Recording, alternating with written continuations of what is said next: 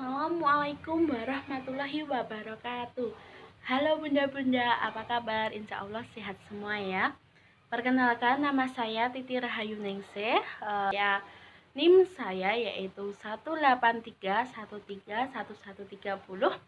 Saya dari Program Studi Pendidikan Islam Anak Usia Dini IAIN Surakarta.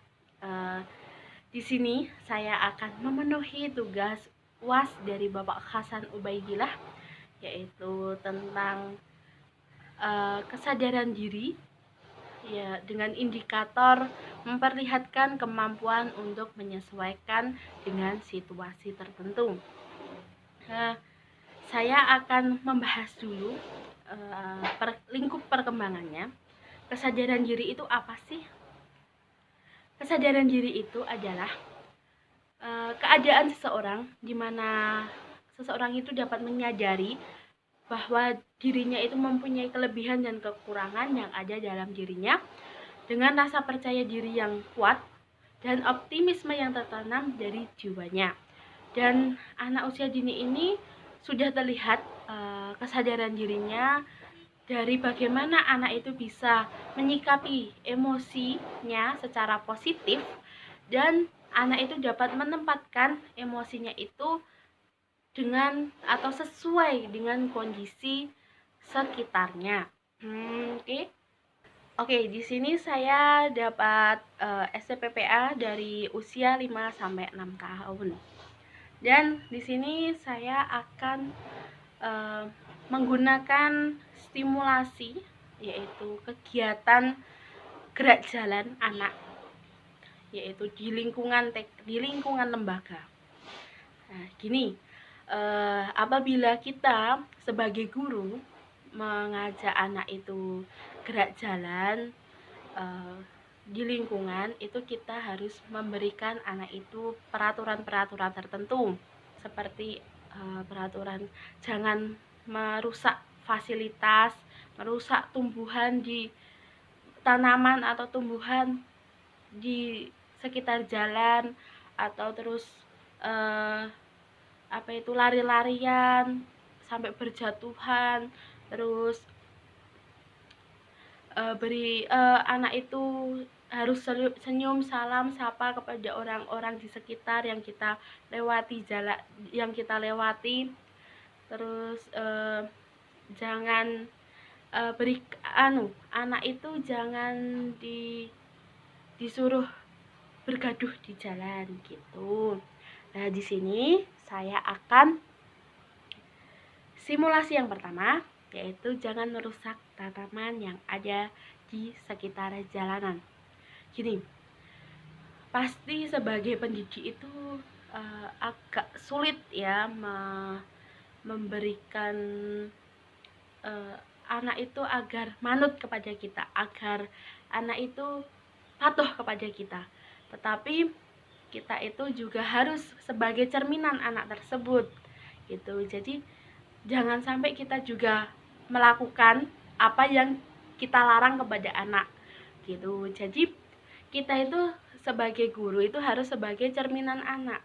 Oh gini, oh ibu guru itu tidak melakukan, oh ibu guru itu membuang sampah pada tempatnya, oh ibu guru itu tidak merobek-robek daun-daunan, tidak mengambil daun-daunan gitu.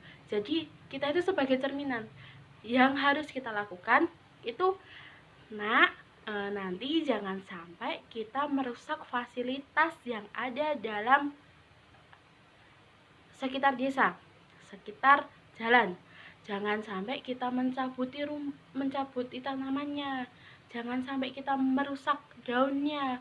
Nanti daunnya itu nanti rusak, kita nggak ada pohon lagi, nanti pohonnya kering, daunnya kering.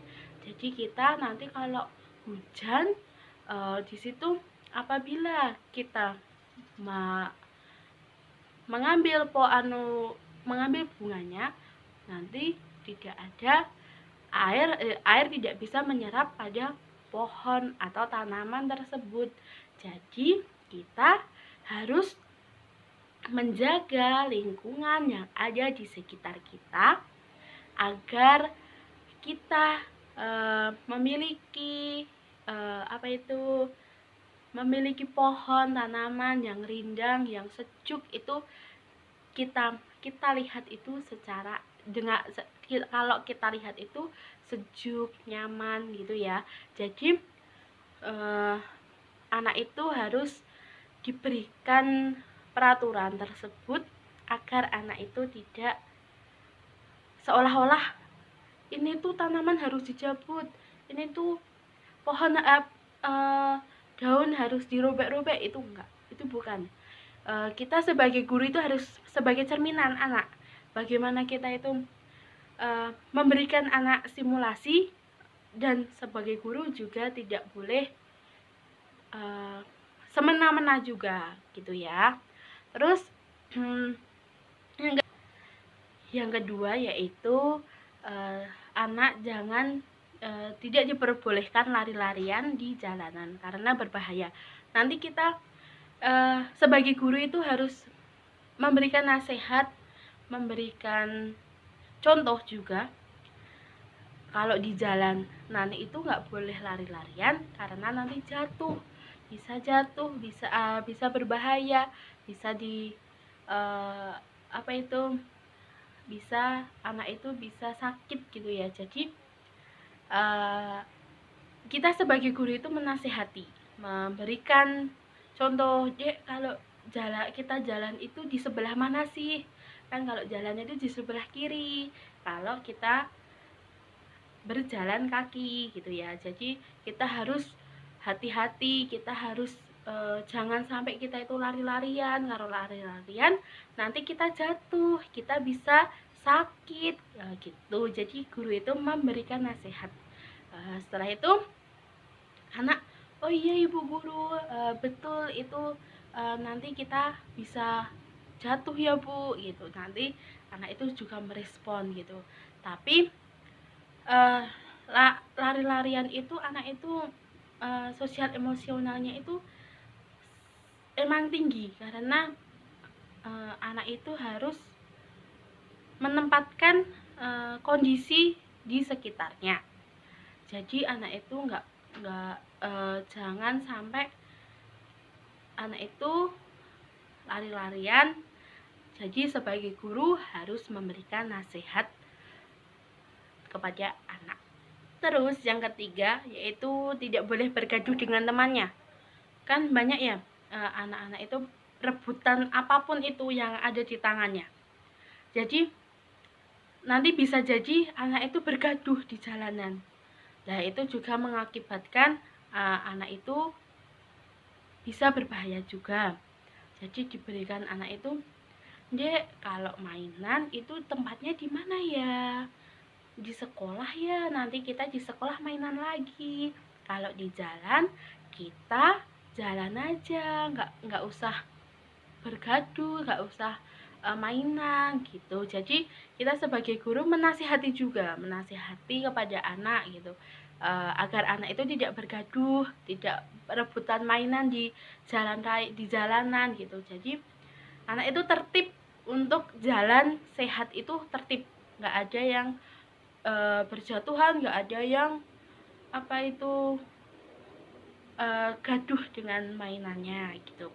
Terus yang ketiga, ini yang paling penting, biasakan anak itu tentang 5S 1R.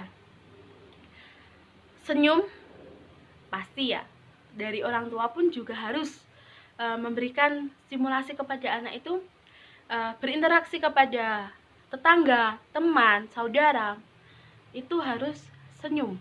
Anak itu yang pertama senyum, dibilangin dinasihatin kepada anak, Dek, kalau ketemu sama tetangga itu harus senyum, harus salam, harus sapa gitu. Jadi kalau senyum itu ibadah. Jadi kita harus senyum kepada tetangga, harus sapa kepada tetangga gitu, harus sopan santun gitu ya. Terus yang kedua yaitu salam. Kita mau masuk ke rumah itu harus mengucapkan salam.